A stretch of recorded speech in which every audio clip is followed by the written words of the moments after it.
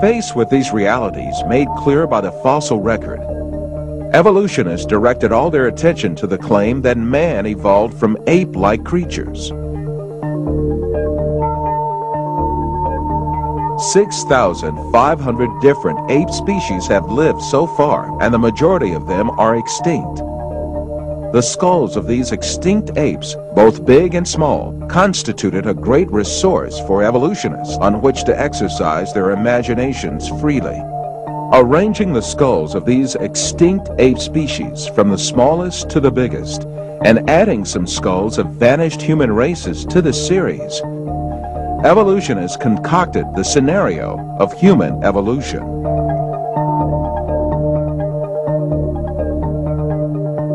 The most important role of this scenario is given to the extinct ape species called Australopithecus. The first Australopithecus fossil was found in 1924 by a paleontologist named Raymond Dart. Since then, evolutionists argue that this ape species, the name of which means southern ape, is a man-like creature. However, when Australopithecus and chimpanzee skeletons are compared, it is seen that there is no important difference between the two. In the face of this fact, evolutionists hypothesized that Australopithecus walked upright on its 2 feet differently from other apes. However, two world-renowned anatomists, Lord Solly Zuckerman and Professor Charles Oxnard, refuted this allegation. Simply put, Australopithecus, advanced as the ancestor of man by evolutionists, is merely an extinct ape species.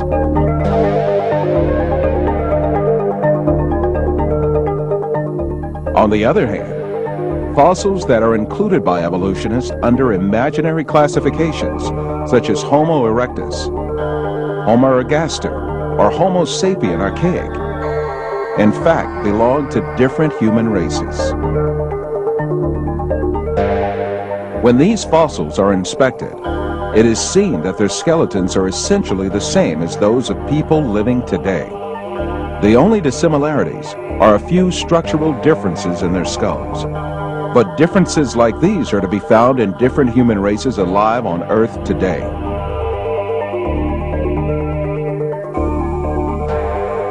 The famous evolutionist paleontologist Richard Leakey admits that the difference between the skulls classified as Homo erectus and those of modern men is only racial. These differences are probably no more pronounced than we see today between the separate geographical races of modern humans.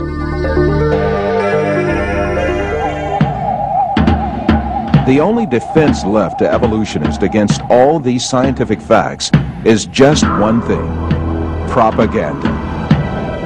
The baseless scenario of the human evolution is imposed on the public by means of imaginary drawings that appear in evolutionist publications. In these drawings, creatures with hairy bodies and simian features are decked out with overtones of human-like motifs. The given impression is that these half-man, half-ape transitional forms did live once. From time to time, drawings that present snapshots from the social life of these creatures are made. These misleading drawings are introduced in a particular sequence to engrave the scenario of the human evolution on the subconscious of society.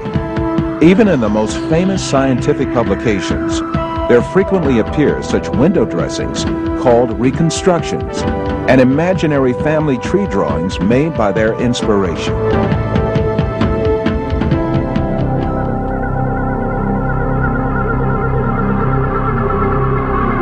The imaginative power of evolutionists is not limited to fictional drawings and models. They go even further and shoot movies in which imaginary half-man, half-ape creatures act. However, all of these are pure deception. The only evidence at hand is generally nothing more than a few skull fragments or a tibia. The hair, skin, nose, ears, lips, or other facial features of a living being cannot be determined from its bone remains.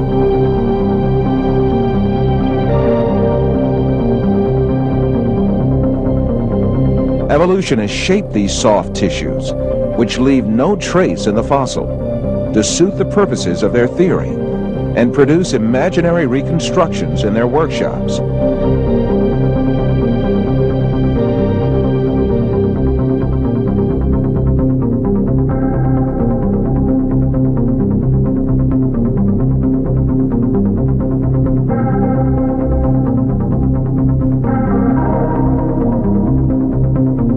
Ernest Houghton from Harvard University states that these drawings have no scientific value.